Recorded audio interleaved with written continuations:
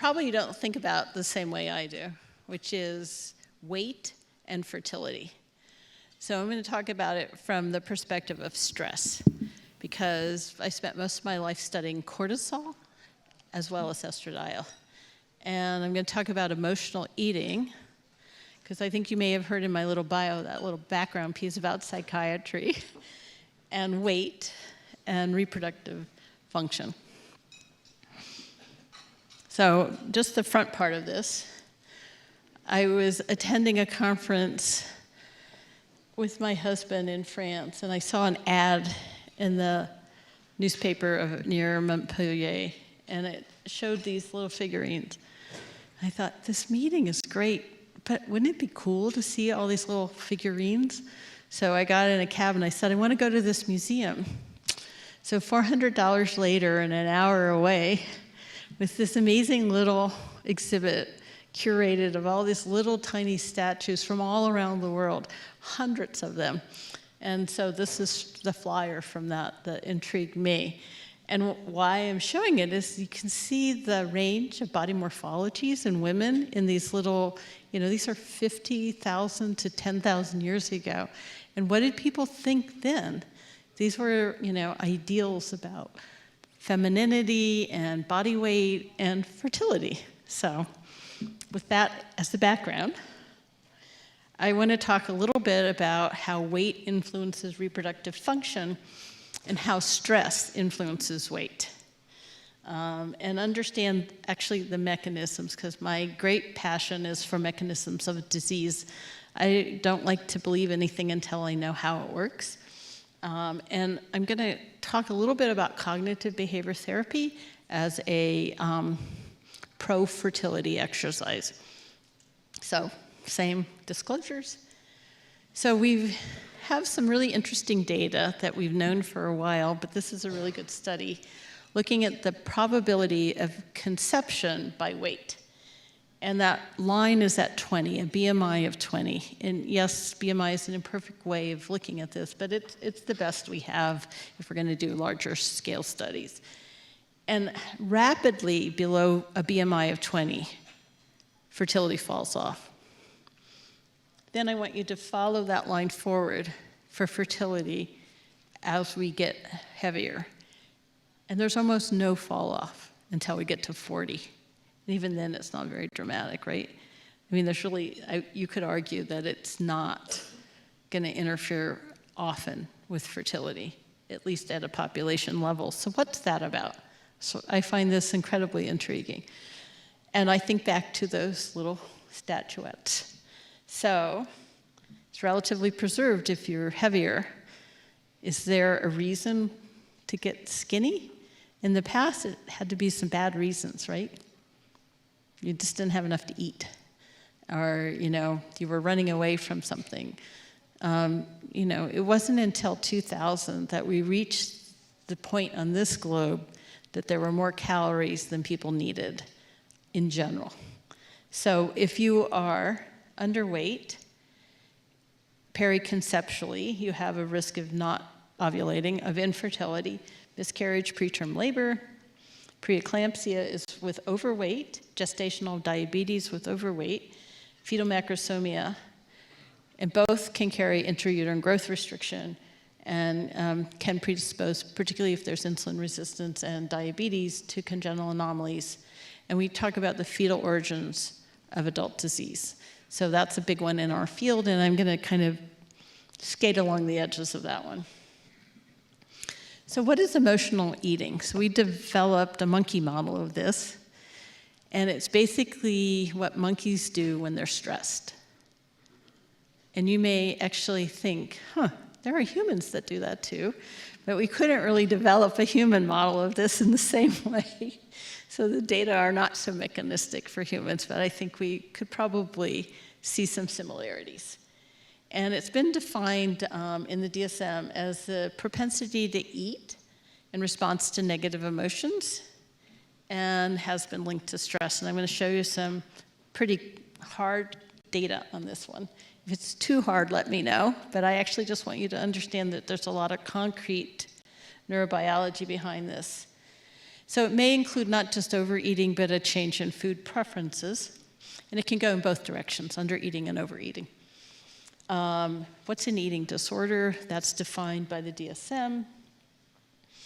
And it's meant to be a specific term, but we've really recognized now for quite some time that what we would call an eating disorder is more than the traditional ones of anorexia nervosa and bulimia nervosa. So the other thing is stress often makes monkeys overeat, probably humans too. And in humans, when people get anovulatory and overweight, we often actually tell them they have PCOS. And a lot of times they do not. And so in my office, I used to say, I want a nickel for everyone who's been diagnosed with PCOS who doesn't have it. And really my message to everyone is if someone is overweight and not ovulatory, it doesn't mean they have PCOS. It could easily be stress-induced overeating and not PCOS. It looks like PCOS, but it isn't. There's another disorder called functional hypothalamic amenorrhea. That's kind of the medical term. We sometimes call it stress-induced anovulation. And it can be in the too thin as well as the too heavy. It's classically been linked to undernutrition and overexercise, but it can occur in the absence of an energy imbalance as well. So both exercise, now, exercise requires more energy, and sometimes people don't eat enough to keep up with their demand that they've actually occurred, the energy demand of exercise. And then there are people that basically undereat by habit, don't keep up with their metabolic demand, and sometimes that's for psychological reasons as well. Talk about that as well. So that's often termed functional hypothalamic amenorrhea. So 20 years ago, we started viewing obesity as an eating disorder, meaning that it had a psychological construct behind it.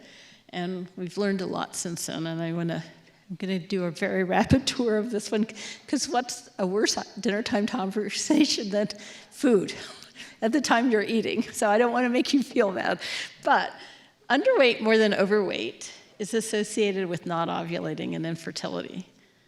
Overweight more than underweight is associated with poor obstetrical outcomes. That's like the take-home message. But I really want to focus a little bit on the energetics of human reproduction. So sometimes we forget that it takes a huge number of calories to conceive.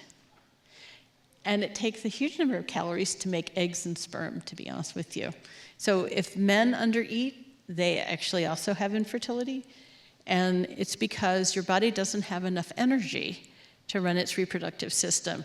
And when it doesn't have enough energy to do that, the first thing it shuts off is reproduction, because it will keep you alive to do that. So there's the energetic cost of making gametes. There's the energetic cost of pregnancy that begins immediately and continues. There's the energetic cost of labor and delivery, lactation, and then there's the energetic cost of the offspring. And we could just do this in calories, and it's huge. If you want to add in all the other stuff, you know how huge that is too. So there's the energetic cost of offspring. I just spent 48 hours with 2 grandchildren. I was exhausted. I almost didn't think I could make it tonight. Oh my God. So they have a calorie cost as well, but to keep up with a 2-year-old and a 5-year-old, I mean, definitely not for the faint of heart. You need to be young. And you need to have a body that's metabolically active to match theirs. So we know this. So it's not a surprise that reproduction and energy balance are linked. So back to the statuettes. I got invited to give a talk in the Middle East, and I have a daughter who eggs me to do the things I shouldn't do. So she said, I want to go camping in the desert. All right.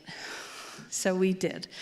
And we came across this Bedouin couple with their daughter. They were so rail thin, I would have admitted them to the anorexia unit if I had seen them walking around Salt Lake City. I mean, they were so skinny. All the BMIs were under 20 for everybody. And they were wandering around, and they were actually hurting. And I came up to them at the watering hole, and I was just like, I was awestruck at how thin they were.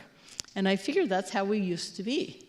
And when these same people move into the city and have access to too many calories, they get enormously overweight because we are actually wired to eat. And so it really wasn't until 2000 that we had enough calories to eat. Not all the calories are good for us, but we have them. And so I think those fertility statuettes really were to tell the message that you need to be wearing some extra energy on your body if you're going to try to conceive and take care of a child. Oh, the bottom one. So the other is the chariot wheel at Persepolis. This is in Iran. And in the middle of the chariot spoke is a female fertility figurine. And really initial raiding was all about raiding the enemy's food stores. And that was how they controlled reproduction. It was all around having enough food to eat. So, at least you think this isn't important because it doesn't always seem so important now. Encounter a hungry person, and it's not always pleasant, right? So food has always been really important for managing stress because if you're hungry, you're stressed. And then there are other kinds of stressors, and we know from studying stress it has a number of negative effects, and I've listed them here. I'm really just going to talk about disordered eating as a manifestation of stress and reproduction tonight. This is the part I know best. But when you're stressed, you release cortisol through a mechanism in your brain, right? The hypothalamic pituitary adrenal axis, and the hormone is corticotropin-releasing hormone. When I was a fellow, I was lucky enough to be working alongside a Nobel laureate lab that had discovered GnRH, and then they discovered CRH. And suddenly, neuroendocrinology, to me, was the most amazing field in the whole world. And so we know that things that happen inside the brain control the hypothalamic release of all these hormones, including CRH, thyroid-releasing hormone, and GnRH. And those things are tightly regulated at the level of the hypothalamus in a way that's almost impossible to appreciate unless you just really immerse yourself in it. But at the same time, that is all controlled by appetite. And stress can actually masquerade as metabolic syndrome and can accelerate aging by accelerating and shortening telomeres. So it's a bad actor. Monkeys stress each other. Any parallels to humans tonight is unintended. But some monkeys are a lot meaner than others, and they pick on other monkeys preferentially. Those monkeys don't have a great life. And so we can study that. So the monkeys that are dominant actually are much more likely to have normal menstrual cycles and to have fertility, and the monkeys that get picked on do not. So the yellow is what we call luteal insufficiency, and the blue is not ovulating at all. So those two groups are not going to have normal fertility. The other group that has normal fertility sometimes actually has miscarriages, even in monkeys. So we looked at the normal hormones that we look at, and they're always reduced by being stressed in monkeys. And monkeys, by the way, don't even have the same metabolic demand that we have, and their brains are much less energetic demanding than our brains. So we use 25% of our daily calories to run our brain. Monkeys only 10%. So in many ways, we're much more vulnerable than monkeys are, but even monkeys are vulnerable. So this is studying food intake in these monkeys. They have a chip in their arm, and whenever they reach for food, it gets registered. So the first are the dominant monkeys being fed vegetarian chow, and the subordinate monkeys are a little bit thinner. So the second bar is the subordinated monkeys, and they're thinner than the dominant monkeys. Then we give them access to high-calorie, high-fat, high-sugar food. And the monkeys that are stressed, that are subordinated, eat much more. They binge eat. And then we give them a choice. This is very confusing to the monkeys. They actually dislike it. And the subordinated monkeys continue to binge. The dominant monkeys really don't binge. They actually are able to regulate because they don't have the same food insecurity. as the subordinate monkeys, because the dominant monkeys guard the food box, and they harass the monkeys that are the subordinates to try to come to get the food. So, monkeys are monkeys. They do this to themselves. We watch. Then we put them back on vegetarian chow. Initially, the subordinate monkeys did not overeat. Now that they've learned that overeating solves some of their problems, they will even overeat a food they previously would not, vegetarian chow. So I don't know that this is directly parallel to humans, but it's food for thought. So what we studied in these monkeys is the preferences that they have. And the higher the cortisol in the monkeys, the more they preferred the high sugar, high calorie, high fat diet. So then we said, okay, we have this cool little thing from that same lab that I got to work with many years ago with the CRH antagonist to interfere with the stress signal and dampen it. And then the monkeys didn't have the same eating behavior. So by removing the stress signal, they didn't have the food frenzies that they were having. And then we looked at this in the brain using the same or similar antagonist and looking at what happened to GABA. I just want you to remember that. So GABA can be imaged in the brain using a ligand called flumazenil, which is inert, doesn't cause seizures. And the monkeys that were stressed had different GABAergic binding that was restored by giving the astressin, which is the CRH antagonist. So that's what's shown up there. So there was more binding in the prefrontal cortex, the thinking center, under stress of GABA. And then after the astressin, there was less. So how does this all get wired up? And that, this is my passion, so I'm sorry if I just bore you with the details, but to me, it's just amazing. So in a review that we wrote recently about this, I asked to use this image. And I just think it explains so much. So I want you to look and see the little red box around GABA. GABA is the central regulator for this entire cascade that is so complicated. And then I want you to look off to the side. Peripheral metabolic cues actually feed into GABA and feed into the rest of that circuitry to control GnRH. And so we have learned a whole lot about this over the years, and we really know that all those things play an important role, but the master regulator really is GABA, and GABA is regulated by metabolic signal, and GABA is also, as I just showed you, regulated by stress. So when you are stressed, that cascade doesn't work in the same way. And so when you are stressed, food doesn't have the same reinforcement properties, and it doesn't actually behave in your brain in the same way. And remember, your brain is 100% glucose dependent. So, when it's stressed, it needs more glucose, and it wants you to eat more. So what does it do? If it can find the food, it drives you to eat it. So if it's bad food, okay, I'm hungry, right? I have stress, I need to eat. And so your brain is very powerful because it wants you to survive whatever stress it is that it thinks you're under. So overnutrition is much more common when there's the availability of what I would say non-nutrient food that's high in sugar and high in fat. Then we binge. We are wired to eat, so we need to recognize this if we're going to intervene. And we need to sort of build the case that just being overweight isn't PCOS, and by actually giving a stressed person the diagnosis of PCOS, what we usually do is make them feel worse, right? Because now they think they've got a really bad disorder. If you just told them it was stress, a lot of times they're happy. Like, okay, help me manage my stress. So that's kind of the main theme for tonight. And so I've been, I would say, fascinated by what we can do behaviorally to help people with their stress and to improve reproduction without having to resort to what I would call high-tech big guns that are very expensive and have their own downsides.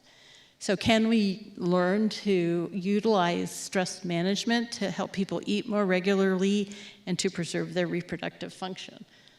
And that's really what this saga is really all about. It's like, yes, can we do that? I don't know yet, because we used it initially on thin women. I'm going to tell you what we learned from using cognitive behavior therapy with undereaters, and then I think the question is, should we or can we use this for overeaters?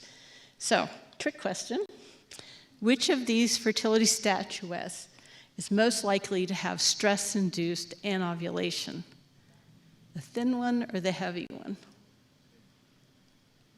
I heard a thin. Heavy. I heard a heavy. You are both right. That's why it's a trick question. They both could have stress-induced anovulation. One has access to food and the other does not.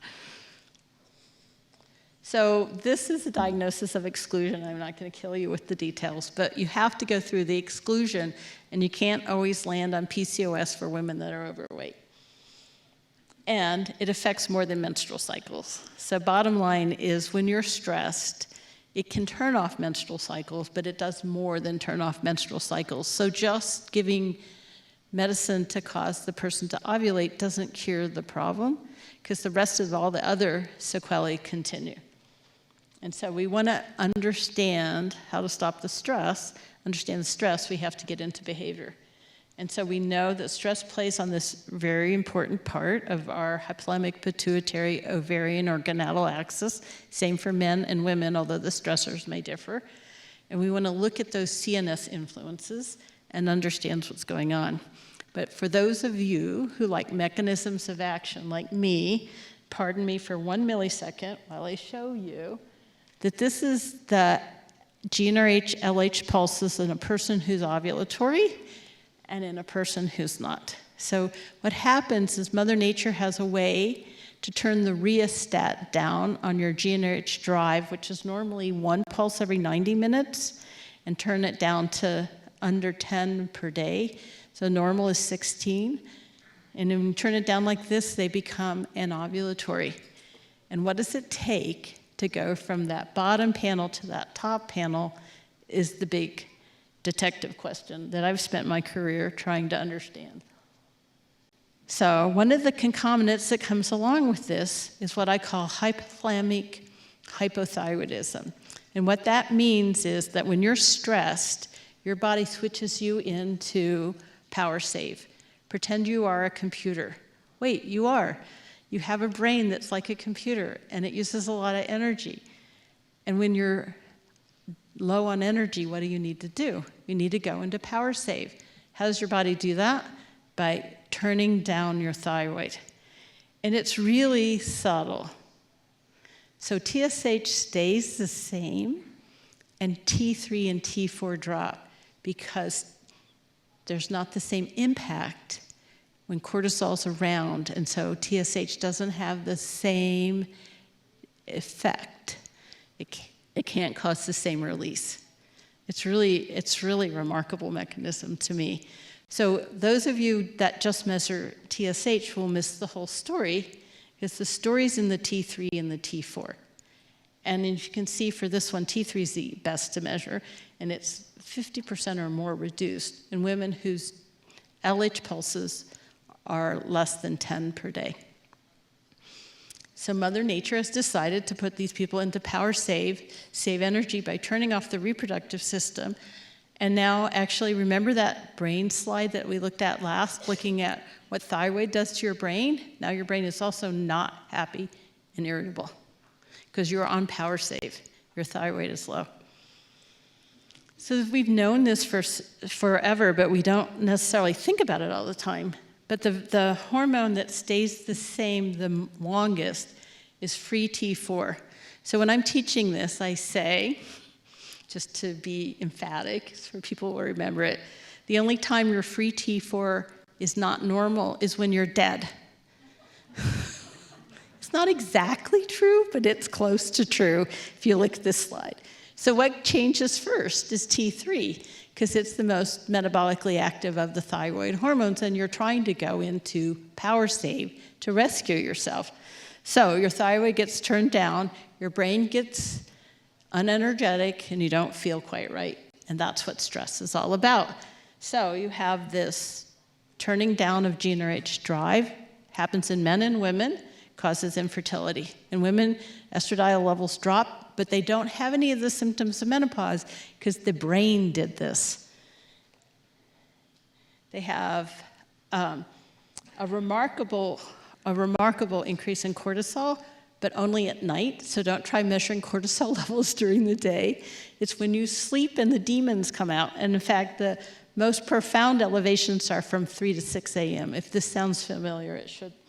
Right before that test you took and you couldn't sleep for the last few hours of the night, you woke up with restless legs or just weren't able to sleep at all and you're wired, that's cortisol, waking your brain up because you got to get ready for combat. And then your thyroid goes down. You're not even able to really think as well as you could because your brain is starved for thyroid. And now your appetite gets wrecked as well. Everything goes like off in the wrong direction because you are stressed. And so I didn't design this system, but I think it's remarkable. It's very nuanced. And then people walk in your office. You don't have an easy way to tell what's going on. I mean, we can ask questions. People are not very good at knowing if they're stressed or not. It doesn't do you a lot of good to think about it, right? That just sometimes makes it worse. So sometimes people say everything is fine. And you're like, probably not, but how to get to the bottom of it. So again, to convince ourselves we are going in the right way, we designed this little stress test for monkeys. One stress test was to move them around so that they had new neighbors all the time. So imagine every day you went back to a new house with new family. Not easy. How about a college student in a dorm? Right? So we disrupt their social ecosystem. The other is to give them a 20% reduction in calories and have them run 2 miles a day. We have to pull them off the treadmill. They like it so much. I mean, if you're stressed, running is great. So the monkeys, like humans, would do these things. They adapted to their new, we don't want to say classmates, but they adapted to their new monkeys that they were around. And if we just gave them one of those stresses, only 10% of them had anovulation. But when we put those two things together, so imagine you send your 18-year-old off to college. Now they have a dietary stress, an exercise stress, and a roommate stress. And they're like the monkeys right there. And a lot of them actually show up with reproductive impairment. It's not really horribly surprising. And then they try to exercise their way out of it. And what exercise does normally is bump up a little glucose release, and you get a little cortisol response because you're protecting your joints.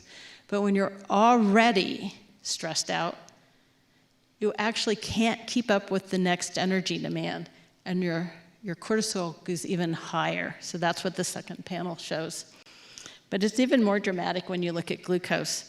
So we are going to give these women a exercise test, sitting on a bicycle, exercise-cycle, and going at 70% of VO2 max. And even before they start the exercise challenge, their blood sugar starts to drop. They only exercise for 20 minutes. But the entire time they're on the exercise cycle, their blood sugar is dropping. Imagine they run a marathon right now. That whole time, their blood sugar is going down and down and down. It's such a stress.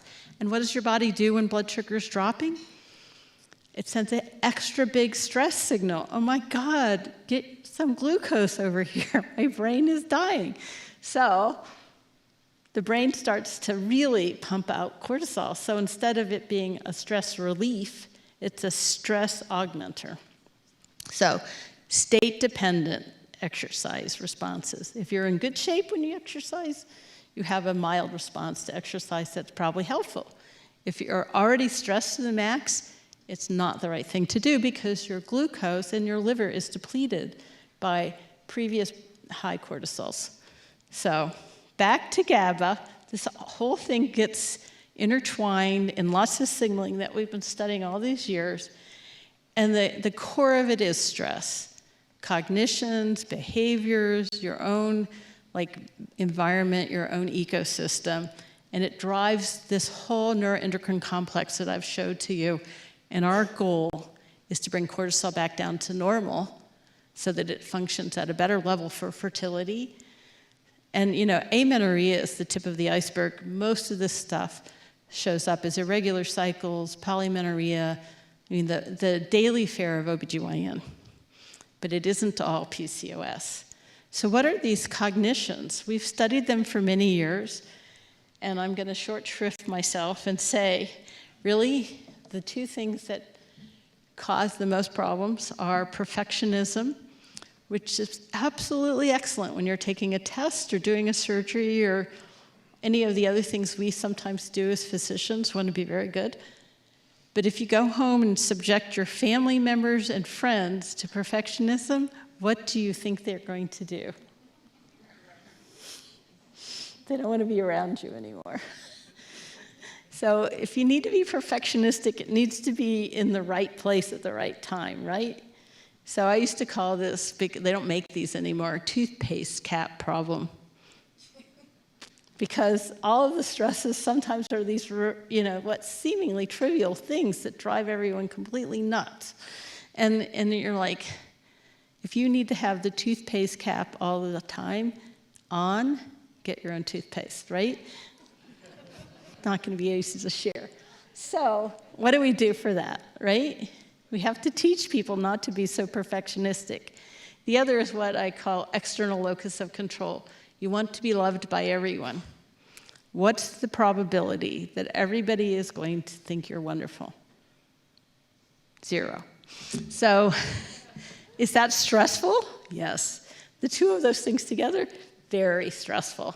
So can we teach people not to be like this? Well, we hope so.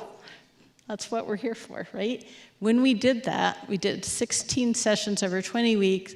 We helped them deal with their common stressors and specific stressors.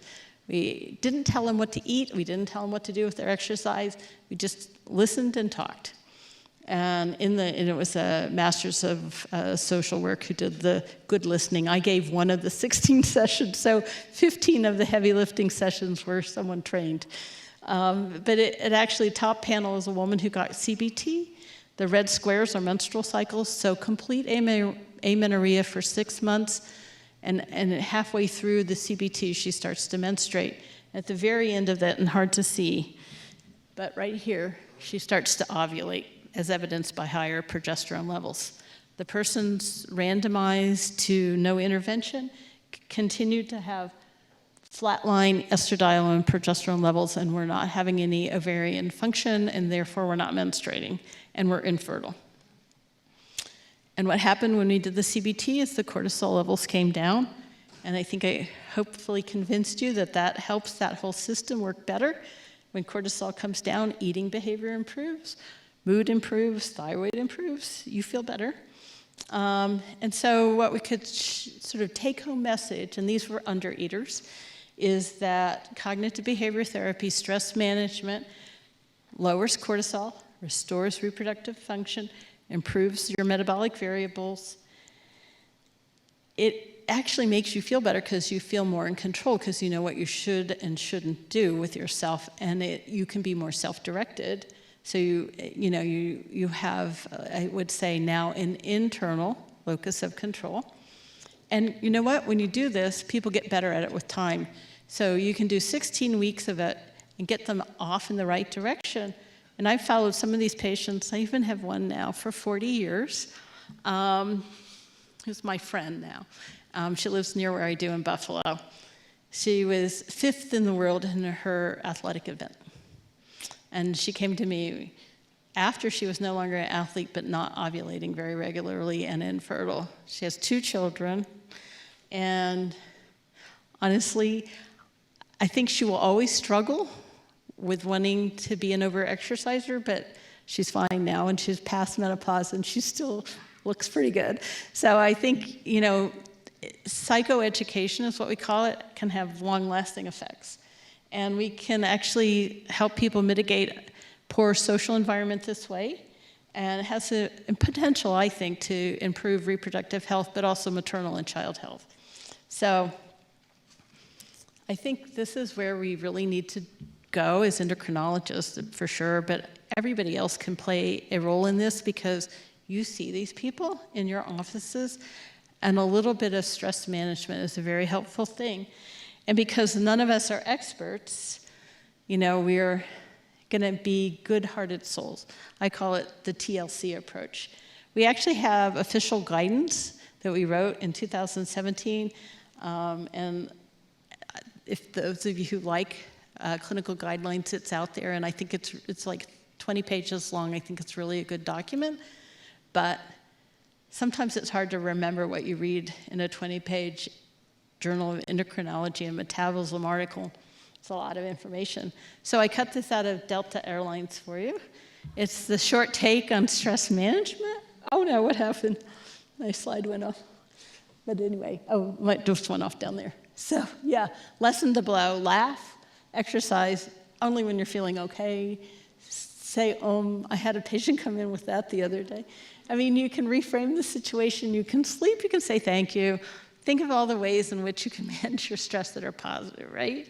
And then we need to get people off the negative side of managing stress. And their appetite might improve. And so think about all those people who have stress-induced obesity and stress-induced anovulation, and what can we do now to help them with their dilemmas? And so I think, we should start to look at obesity as an eating disorder. And even though it may not necessarily have huge impact on fertility, it may have huge impact on maternal and child health. So we want to do what we can. And remember, cognitive behavior therapy gives back forever. So you just start the person in the right direction. There are other sources other than you, and people are learners once they are given a little direction. So that is my hopeful message for today. And how do you decide? So for me, the big question as an infertility specialist is when to tell people to do the slow boat cognitive behavior approach versus the fast take, big guns, high financial outlay, high risk approach. And really, if you really think that they have an underlying ability to address stress management and that stress is playing a role in their infertility, it's at least worth a try. It doesn't mean you couldn't use the big guns later, but there's no harm in really trying to do a behavioral approach, at least concomitantly. And I think this is a message for both men and women. And I am going to stop right there to just leave you with that hopeful message and to help you help those in your office that you think may need this. So I appreciate your listening and your engagement tonight. And I guess if there's time, I'll have a few questions. You got your dinners, right? You're not like starving and you're not going to throw tomatoes at me? All right. Thank you. Yes, sir.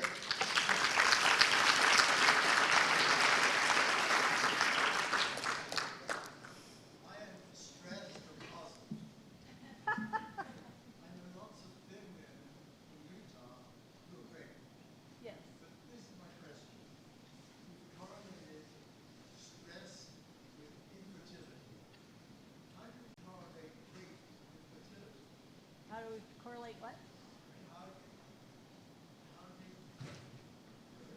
Yeah.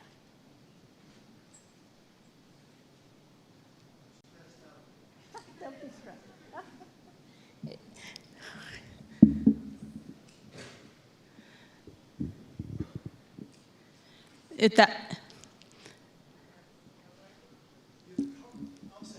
Yeah.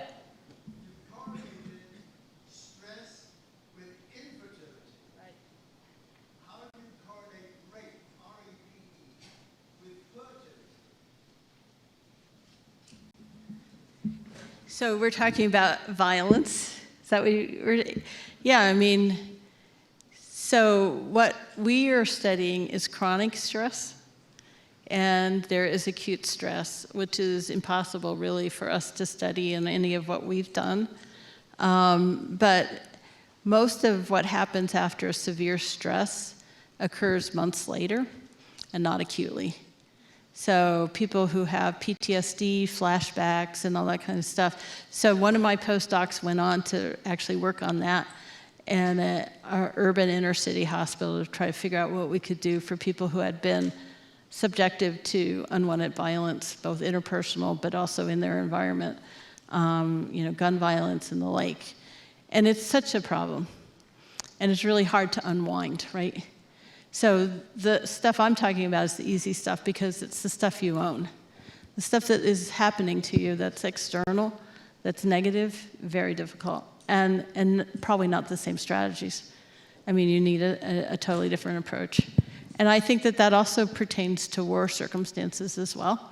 So those external factors that really are negatives that you didn't cause in any way are a much more serious topic, and not the kind I honestly see in my office very often, but are really, really important to think about for society.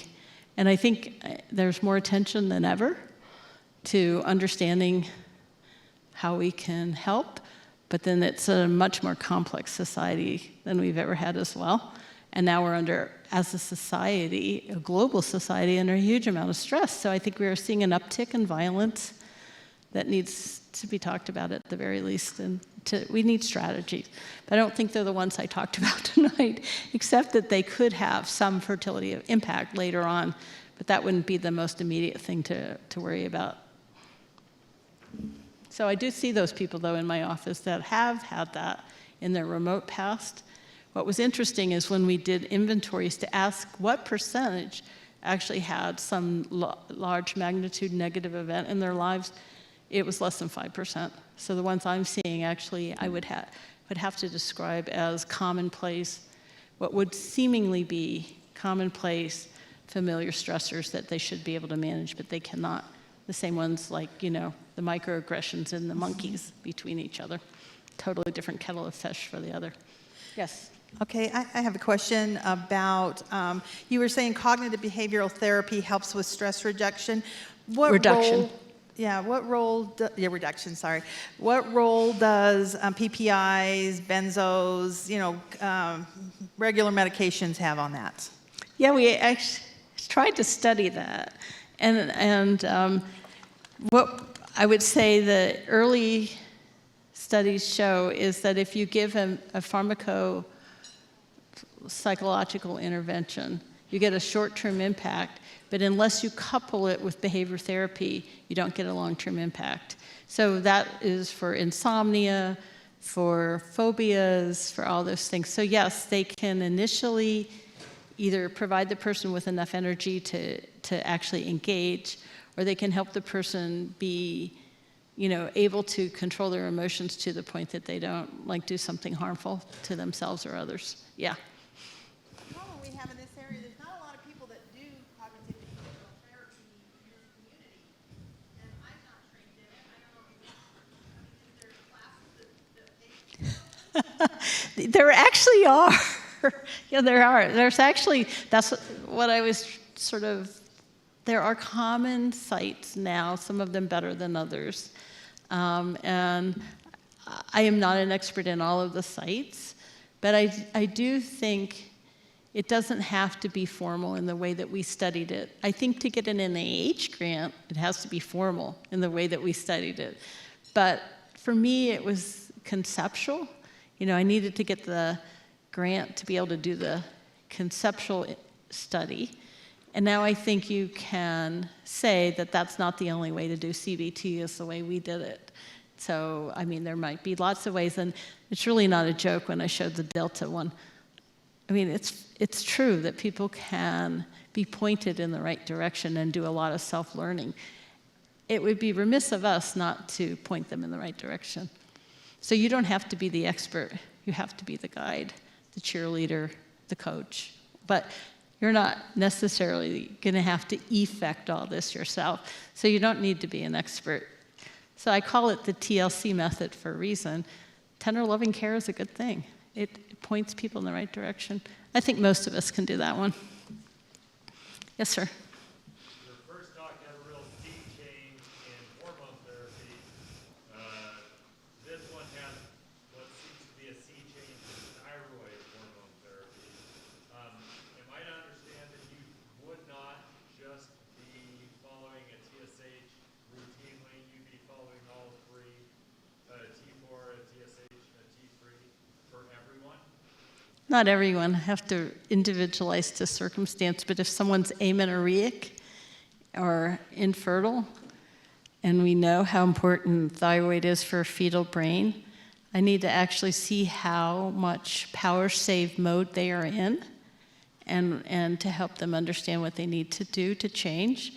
And sometimes seeing the numbers actually is a big motivator. So if I show you that T3 is below the normal range, even though TSH is normal, and I help you understand that that's power save, and that your body has done that on purpose, the next step is to get in a place where you're no longer on power save so your reproductive system can function, independent of whether or not we do fertility interventions. So I think we need to understand the nuances of the thyroidal axis a little bit better. And I know what we teach medical students, because I teach medical students, but I think it's a disservice to think that TSH alone is the only indicator, and even the Endocrine Society and the ATA are moving more to at least measuring something more than that. But the earliest indicator of going into power save is T3. And so I was happy I had chosen to study it in my study, because it actually is the one that, in the study that I showed you, the hormone levels, is actually a burn patient. So you see this with illness of all kinds, not just stress. So anytime cortisol goes up and your body is faced with an enhanced metabolic demand, it has to have a mechanism to save you, particularly if calories aren't around, if you're sick. And so I think this is the mechanism. And we used to teach that TSH cannot be used in hospitalized patients, but there are plenty of ambulatory patients that are walking around very stressed, for whom it might be worthwhile measuring T3. So I wouldn't hesitate. Well, that's a pretty different function than the run-of-the-mill Hashimoto's that needs T4. I didn't even talk about that. I'm talking about really your response to stress and how you can't pull apart thyroid, reproduction, and the stress axis, that they travel together. That's really the bigger message, that it's not just a reproductive impairment. Hashimoto's different category. And when they're in my office, I want to ask this: if they're having irregular menstrual cycle, is it autoimmune? Is it behavioral and metabolic stress? Or is it something else like low egg count? And I have to be right. And they could have all three. All three of those can happen at once. I need to be able to define each of those buckets so I get the right intervention, right? So sometimes people do have all three. And that's important for me to understand as a reproductive specialist. I had, we are asked to learn thyroid, but I would have to tell you that my knowledge of thyroid comes from watching stress patients and understanding what happened. And it's really pretty remarkable, because people do recover. And the first thing, I didn't show the slide tonight, but the first thing that happens when they start to recover their menstrual cycles after stress is TSH shoots above normal. It goes above 5 transiently as it reawakens the thyroid and the cortisol gets out of the way. It's pretty remarkable. Just kind of on the same line of the T3, we have a lot of functional medicine clinics around town, and they always get free T3s. And then it drives that TSH so low when the patient has palpitations. I mean, the people that are going to these clinics are the people that are tired and stressed and don't feel well. So I'm just wondering, to counsel my patients when I see this, they don't want to come off their T3, because they feel better, but yet they've got palpitations because they got a 0.07 TSH. So what do you do? Well, it's not just here, although I did practice here for 2 years and I saw all this. And, I think part of it is to help put it in perspective. So if TSH is under 1.5 and T3 is too high, that's one thing, right? And what I'm talking about is being able to discern that over replacement from stress. And that is something I think we can learn, but it isn't so obvious all the time. And you're right, there's a lot of people who muddy the water and make our jobs more difficult in the office. Yes, please. and in the same vein, I tend to measure not free T4 because I really believe that it's the last thing to change, but I do measure total T3 because it's the earliest thing to change. And for me, that's helpful, particularly since a large percentage of my patients have infertility due to irregular cycles. So I'm trying to figure out what's going on. And I don't want them to get pregnant if they are in a low T3 setting, because that's bad for baby's brain. Is that thunder? Fun. It's a good way to end. Thank you so much. I appreciate it.